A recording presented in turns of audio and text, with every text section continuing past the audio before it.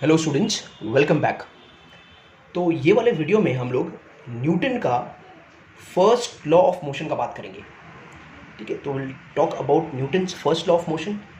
At the same time हम लोग थोड़ा लॉ ऑफ इनर्शिया के बारे में बात करेंगे, बराबर। तो गैलीलियो का जो लॉ ऑफ इनर्शिया था उसके बारे में बात करेंगे, और बाद में आप ये पाओगे कि न्यूटन लॉ ऑफ मोशन और दूसरा जो लॉ ऑफ इनर्शिया जो था, इनके बीच में बहुत ज़्यादा सिमिलैरिटी था। तो गैलीलियो ने न्यूटन से भी बहुत पहले इनर्शिया को डिफ़ाइन किया था। अब ये इनर्शिया को डिफ़ाइन कैसे किया था उन्होंने? तो उन्होंने ये कहा कि मान लो ये पेन है। अब ये पेन को हम बिना फोर्स लगाए मूव तो कर नहीं पाएंगे। तो you can not move anything, बराबर, without applying force on it. Simple सा रीज़न है। उसका रीज़न ये है कि भाई इसके पास कुछ ना कुछ मास है, बराबर। तो उन्होंने इसी प्रॉपर्टी को जो बॉडी में आती है उसके मास की वजह से, इसी को कहा इनर्शिया। ठीक है, तो हर एक बॉडी में उसके मास की वजह से उस बॉडी के अंदर एक प्रॉपर्टी आ जाता है, उसी का नाम रखा गया इनर्शिया। अगर हैवी बॉडी है जिसका ज़्यादा मास है, उसका इनर्शिया ज़्यादा होता है, और जिस बॉडी का मास कम है उसका इनर्शिया कम होता है।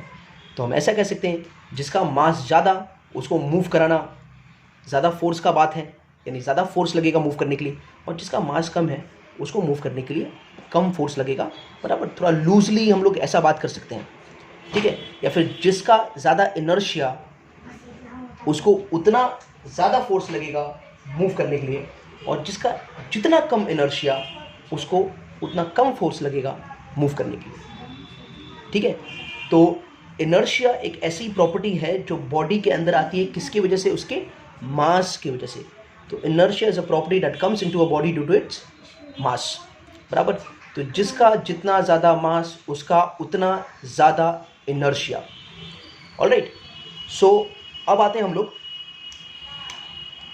Newton's first law of motion.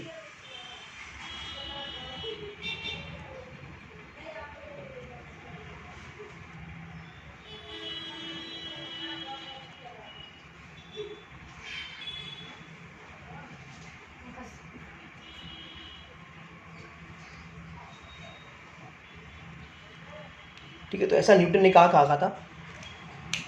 क्या क्या न्यूटन ने अपने फर्स्ट लॉ ऑफ मोशन में कहा था उसके बारे में हम बात कर लेते हैं। तो न्यूटन कहते हैं, या उनका लॉ स्टेट करता है, it states that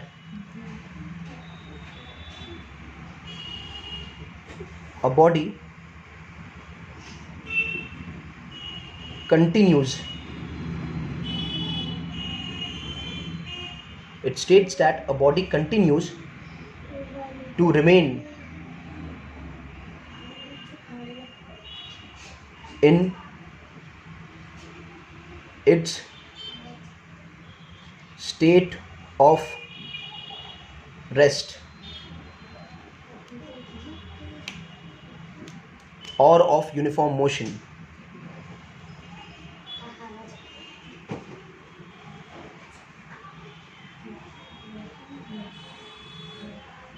along a straight line.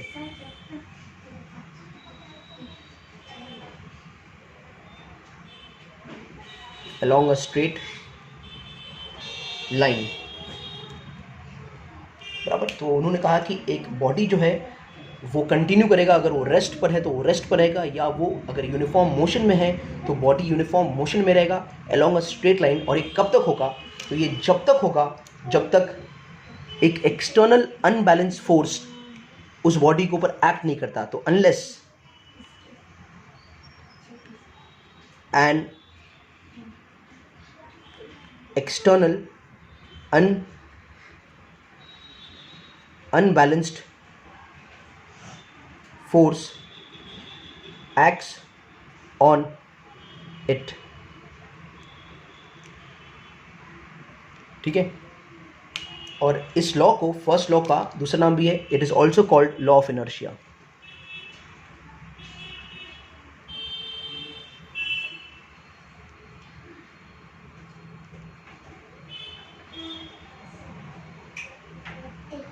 It is also called law of inertia. तो बड़ा सिंपल सा बात न्यूटन ने कहा कि भाई अगर ये बॉडी रेस्ट पर है तो ये बॉडी रेस्ट पर ही रहेगा, और अगर ये बॉडी मोशन में है तो ये बॉडी मोशन में ही रहेगा अलोंग अ स्ट्रेट लाइन। और ये कब तक होगा? जब तक कोई बाहरी अनबैलेंस्ड फोर्स आके, जैसे ये एक बाहरी, ये मेरा फोर्स बाहरी अनबैलेंस्ड फोर्स आके इसके ऊपर एक्ट नहीं करता, तब तक ये बॉडी अगर रेस्ट पर है, जैसे हमने ये मार्कर यहाँ छोड़ दिया और मैं यहाँ से चले जाऊँ तो ये मार्कर यहीं पर प्रेजेंट रहेगा, बराबर। कब तक रहेगा? जब तक कोई बाहरी दूसरा फोर्स आके इसके ऊपर एक्ट नहीं करता, ठीक है। जो दूसरा वाला पॉइंट है, और it will remain in uniform motion along a straight line, बराबर। तो ये भी थोड़ा सही है, आपको थोड़ा ये बात ज़्यादा समझ में आएगा नहीं।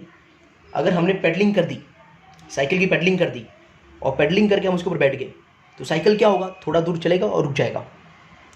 पर लॉ के हिसाब से, न्यूटन के हिसाब से क्या करना चाहिए? उसे तो स्ट्रेट लाइन में ही मूव करना चाहिए, बराबर। तो वो तो मूव करता ही है, लेकिन न्यूटन ने कहा तब तक ये मूव करेगा जब तक उसके ऊपर कोई बाहरी फोर्स आके एक्ट नहीं करता।